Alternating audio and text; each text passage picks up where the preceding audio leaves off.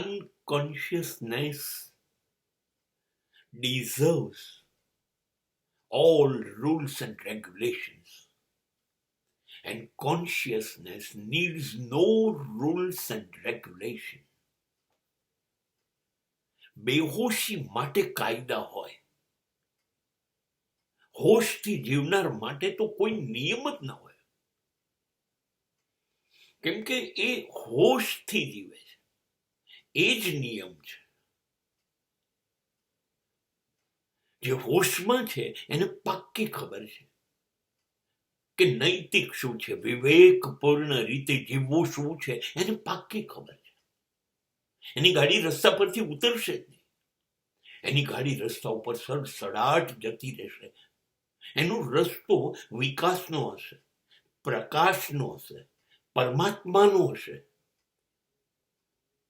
સત્ય, ન્યાય, નીતિ, ધર્મ અને પ્રેમનો હશે. હવે આ માણસ પોતે જ નિયમ છે. આને નિયમની શી જરૂર?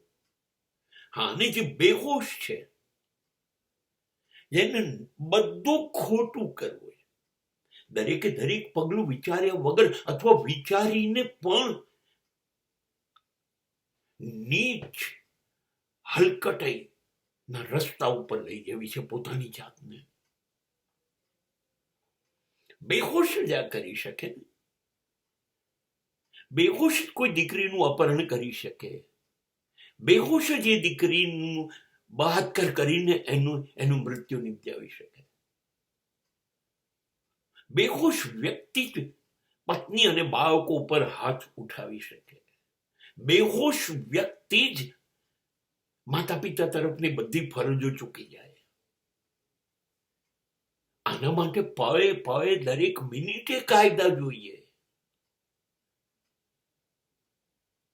પણ જે હોશમાં છે તો પત્ની અને બાળકો ને જ એના માટે જીવે છે, એના પ્રેમ માટે જીવે છે. જે હોશમાં છે એ તો એવું જ માને છે પરમાત્મા જીવતો જાગતો મારા માતા પિતા તરીકે બેઠો છે. આને નિયમની શી જરૂર? જે હોશમાં છે એ ઈમાનદારીથી ભણતો હશે તો ભણશે, જે ઈમાનદારીથી નોકરી કરતો હશે તે કામ કરશે, જે હોશમાં છે એ ઈમાનદારીથી ધંધો કરશે. અને નિયમની જરૂર નથી.